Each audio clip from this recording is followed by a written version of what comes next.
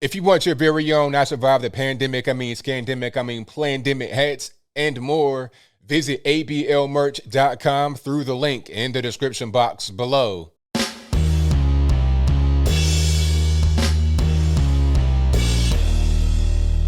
How's everybody doing? My name is Anthony Brian Logan, and today we got to talk about the vaccine passport. Now, $1 million question straight away. Hey, ABL, what is a vaccine passport? Well, I'm glad that you asked.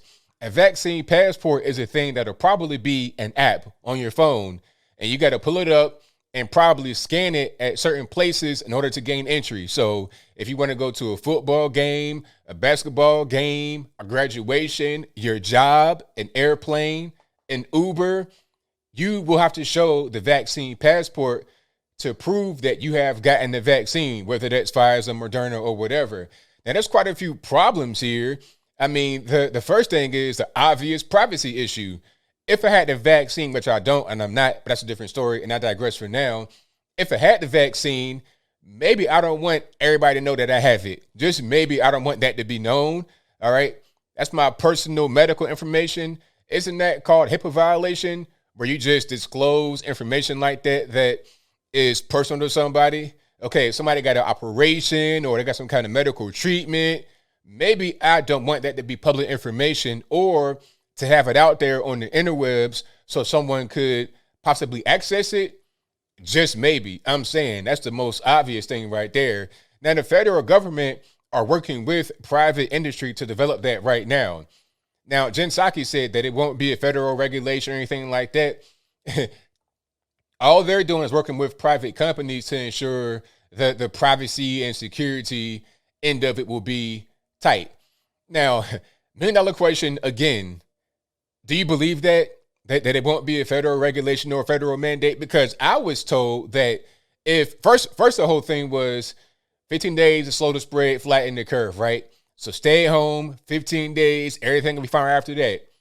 But 15 days is like we're past the 1 year anniversary of that whole proclamation back in 2020, right? We're 1 year past that, and people are still at home quarantining, still today. Not me, but some people are still at home quarantining right now, all right? Then it was, okay, wear a mask. Wear a mask for a little while. You get everything under control, but people are still wearing masks, all right? Then it became, oh, well, your one mask ain't enough. Wear 2 masks. Wear 3 masks. Now people are still wearing masks. They're wearing more masks than they were before, and for longer periods of time, they're still staying at home. So I don't really believe it when she says that the federal government won't mandate this for other things. Like, okay, you want to go to a federal building, now you got to have a mask and a vaccine passport. It's a way to force someone to get the vaccine because, okay, at a certain point, you might need to get on a plane to travel somewhere. All right. It's a wedding. It's a funeral you want to go to. And in order to get on the plane, you got to have a mask, not a Trump mask, though, on certain airlines. That's a different story. I digress again. You got to have a mask and the vaccine passport. So it's like, what else are you going to have to do? You know, bark like a dog, meow like a cat, cluck like a chicken. It's like they're making you do things that you don't want to do. And the list is just piling up. Some are going to say, hey, ABL, it's okay. You know, a vaccine passport is no big deal. We can get back opened up, 100% capacity. But there's always going to be the next thing. First it was a quarantine, then it was a mask, then it was 2 masks. Now we got a vaccine passport. Where will it end? Now, shout out to Ron DeSantis for speaking out against this, saying that this will not be a thing in Florida. You won't be required to wear your mask to go to a football game, to go to work, or to just, you know, enjoy normal life again. That won't be a thing you have to do. And hopefully other states take Ron DeSantis' lead and block this particular thing in their state. And if they don't, I have to ask why. What's the real reason? Is it about security? I can't really tell because a lot of the people that are for the vaccine passport are also for open borders. Now, I was reading somewhere, probably like last week, week before last, where one border town that was having these so-called migrants forced upon them by the federal government without their consent, without their consultation. One border town reported that 25% of those in these so-called migrant detention facilities 25% of them had the virus. Okay, and they're going to be released to the interior of the country. Now, if it's about security, if it's about trying to keep the virus down and whatnot, why would you admit illegal aliens that you know for certain, because you tested them, have the virus? 1/4 of just one little town's like little facility had the virus, and there's many more than that that are at other parts of the border in Texas, California, New Mexico, Arizona, etc. So what are we doing exactly? I'm trying to figure it out. Now, it's funny how they're pushing this vaccine passport, so you got to have that level of, security to get from A to B. And in order to get the vaccine, you must have an identification card. So you got to have an ID and a vaccine passport. But in order to vote, if I need an ID, then that's racist. Why is it racist to require an ID to vote, but to require an ID to get the vaccine is not racist? And then to require a vaccine passport is not racist or in any kind of way intrusive. What's really going on?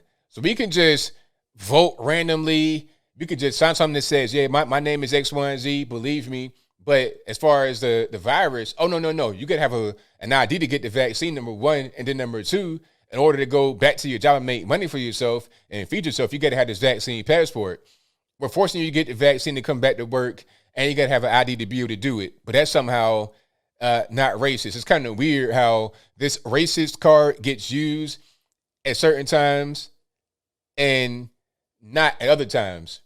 And also, getting back to this whole racism thing, a lot of black folks don't want the vaccine for, good reason, because of, obviously it's rushed and it's new and we don't really trust it. We've seen people get the vaccine and have adverse reactions. And also the history in this country, recent history, the 1970s, where you had the Tuskegee experiment, the whole syphilis thing. We don't want to go back to that. And not just Tuskegee. There's been other, vaccines and shots. Like there was one shot that would be given to pregnant women to aid in morning sickness. And as a result of that, a bunch of kids were born without limbs, without certain, like a random arm missing or a random leg missing. Okay. Then there's other little shots that cause women to grow beards. Like there's all kind of little things like that the so-called minorities were told it was safe and everything would be okay and it wouldn't be a problem. Now, 20 years later, 30 years later, you see a commercial on TV talking about, hey, if you were injured by XYZ vaccine or XYZ shot or XYZ medication, call XYZ 123, class action lawsuit. So we're not trying to go down that road yet again. We've seen it over and over again. But the vaccine passport is a way to force minorities who have had problems before to get the vaccine, because you got to go back to work, right? The unemployment is going to run out. The stimulus already been spent up. So if you want to go back to your job, take the vaccine. One way or another, you're going to take the vaccine. It's forcing you to take it. So how is that not racist? I'm trying to figure out what's happening, right? They're also saying, well, hey, the vaccine passport, that'd be good for school. We can have in-person school again, no more Zoom meetings, everybody be all right. But I just read that they're sending teachers that are on their spring break to San Diego to teach these migrant kids in person with taxpayer money. So let me get this straight. I'm paying my taxes.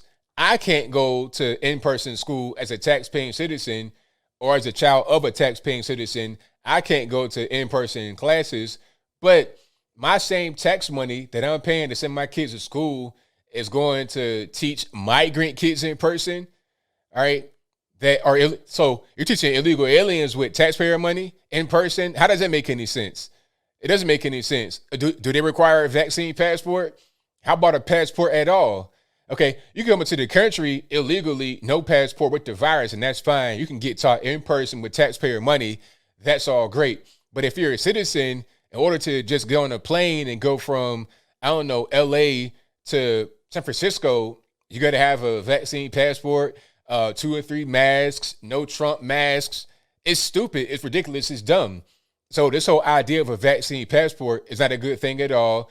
Once again, shout out to Ron DeSantis for speaking out against this. Hopefully we have many more that speak out against it. I think Rand Paul spoke out against it. This is not right. It's an invasion of privacy. It's a hypocritical thing from those that really support it, because they say that Americans must have this thing. But if you are an illegal alien coming to the border, you can get on a plane, you can go to the interior of the country, you can get taught in person with no actual passport to come into the country, no citizenship, social security number, nothing. You can have nothing at all and do whatever you want. But if you're an actual citizen paying taxes, you get punished. Where's the logic in that? But I think I'll leave that right there for now. And what say you? Are you in favor of a vaccine passport? Because, you can have 100% capacity. You can go to football games, basketball games, in-person teaching. Are you in favor of it? If that's your viewpoint, let me know why in the comments below. Or are you against it? Do you see the hypocrisy? Okay, you got to have American citizens with the vaccine passport, but if you're an illegal alien, you don't need a vaccine passport, an ID card, or anything else.